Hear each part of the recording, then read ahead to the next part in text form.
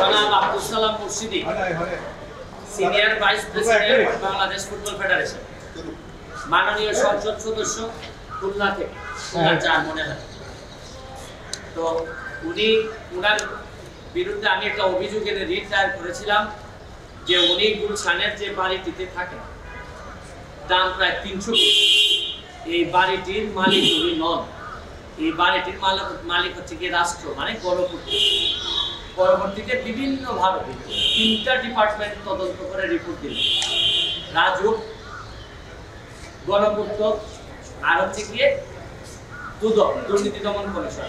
সবাই বললেন যে জালিয়াতি করে এই বাড়িটা উনি আছেন এবং অলরেডি দুদক সাবেক 2 জন রাজুকের যিনি প্রধান ছিলেন, চেয়ারম্যান, তাদেরকেও মামলার আওতায় নিয়ে আসছেন। তারা এখন অলরেডি কয়েকজন মনে জামিন নিয়েছেন কিনা আমি জানি না, তারাও আসামি।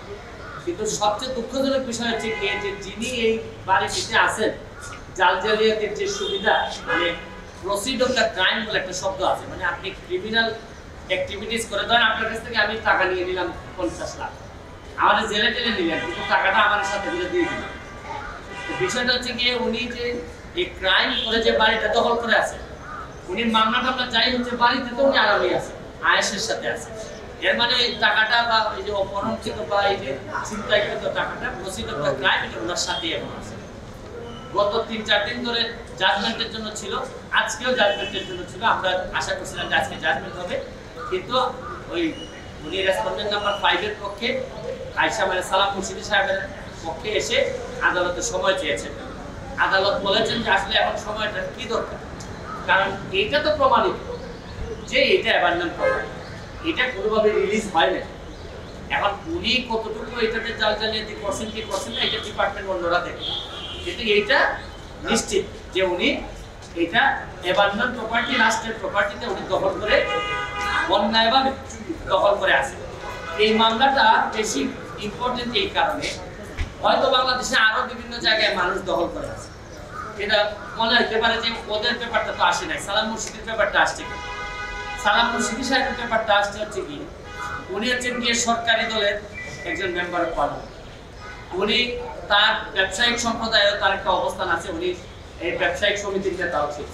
আর প্রশ্ন হচ্ছে কি, যে এই ধরনের লোক রাষ্ট্র ধরে কিনা, বা সরকারি নিজের দলের এমপির বিষয়ে তার বাড়ির বিষয়ে ব্যবস্থা নেয় কিনা, নাকি শুধু সরকার যারা সুবিধা মনে করে তারাই ধরে, আর যারা মনে করে যে নিজের লোক তারা ধরে না। এটা একটা পরিষ্কার হওয়ার বিষয়।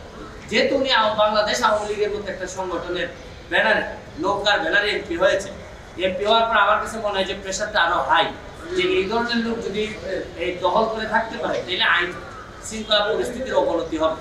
আর আমার একটা বিশ্বাস, আমি যেহেতু এই দলই করি, আওয়ামী লীগ করি, আমার একটা বিশ্বাস, এত বড় একটা সংগঠন আওয়ামী লীগ সমুদ্রের মতো, সমুদ্র যেভাবে পচা মাল তার পেটের মধ্যে রাখে না, সমুদ্রের কিনারাতে কিন্তু ফেলে। আমার একটা বিশ্বাস, আওয়ামী লীগও এই বিশ্বাস যে এরকম পচা মাল যাদেরকে মনে হবে তাদেরকে পেট থেকে বের করে কিনারায় দিয়ে দিবে, যাতে পচা মাল লাভ হয়। কারণ না দেশের লাভ হয়, না দলের লাভ হয়, না ব্যক্তির লাভ হয়। আমি বিশ্বাস করি যে সবার ক্ষেত্রে কার্যকর। আমিও যেদিন পচা মাল হয়ে যাব, রাষ্ট্রের সাথে আমাকে পেট থেকে বের করে দিয়ে ওই কিনারায় দিয়ে দেওয়া হবে।